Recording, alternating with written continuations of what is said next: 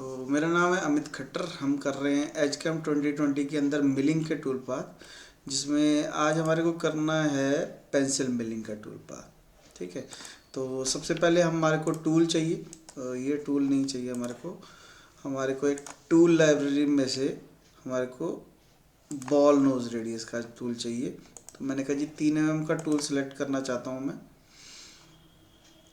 तो टूल आ जाएगा हमारे पास 3 mm बॉल नोज का।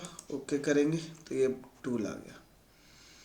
ठीक है, तो इसमें हम करेंगे यहाँ से पेंसिल मिलिंग का टूल पाथ। तो पेंसिल मिलिंग टूल पाथ ले लो।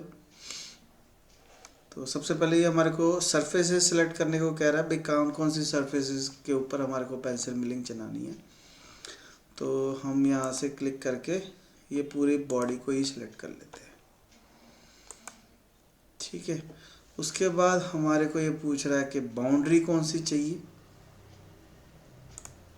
तो बाउंड्री में हमने इसको कहा कि हम ये वाली बाउंड्री भी ले सकते हैं, ये अंदर वाली बाउंड्री भी ले सकते हैं। तो ये अंदर वाली बाउंड्री ले ली मैंने।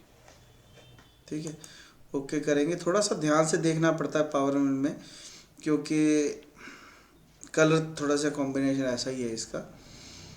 तो select the containment boundary entry होगी, ओके कर देंगे इसको।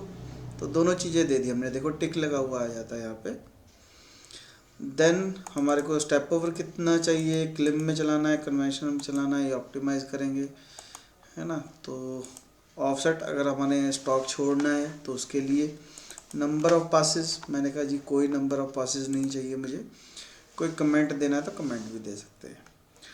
कितनी डेप्थ तक चलना है, टोटल डेप्थ हमने इसको -50 बता दी तो वो टोटल तक जाएगा।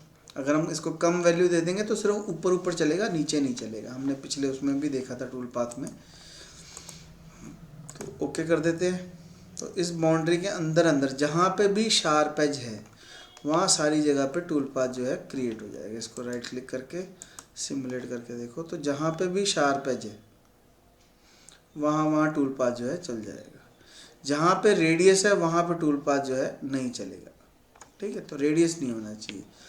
और अगर हम इसके अंदर नंबर ऑफ पासेस इंक्रीज़ कर देते हैं, यानी कि मान लो एक पास तो ये है ही है, इसके अलावा एक पास और कर देंगे, तो जो हमारी बाउंड्री है उसके चारों तरफ एक रेडियस की तरह पासेस और हो जाएगा। कई बार कॉर्नर्स पे ज़्यादा मटेरियल होता है, तो हम नहीं चाहते कि हमारा टूल एक ही बार में कटिंग करे, तो हम नंबर ऑफ पासेस इंक्रीज़ कर सकते हैं।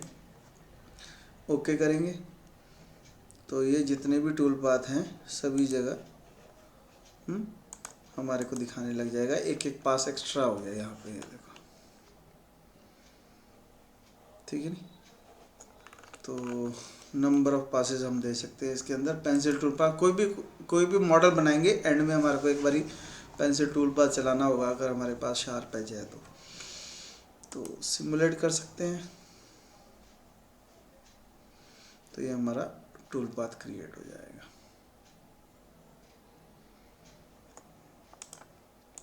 डबल क्लिक कर सकते हैं इसमें। अब जो स्टेप ओवर अगर मैं कम कर दूं, मान लो 10% कर दूं, तो ये जो पासेस आए थे ये देखो ये नज़दीक हो गए आपस में। ठीक है नी। तो सिंगल पासेस में तो उसको कोई बेनिफिट नहीं है उसका, पर अगर हम मल्टीपल पासेस देते हैं तो उसमें उसको बेनिफिट है पेंसिल टूल पाथ के लिए। ठीक है, लिंक्स में आपको स्टेप स्मूथ रखने हैं या स्ट्रेट रखने हैं ना।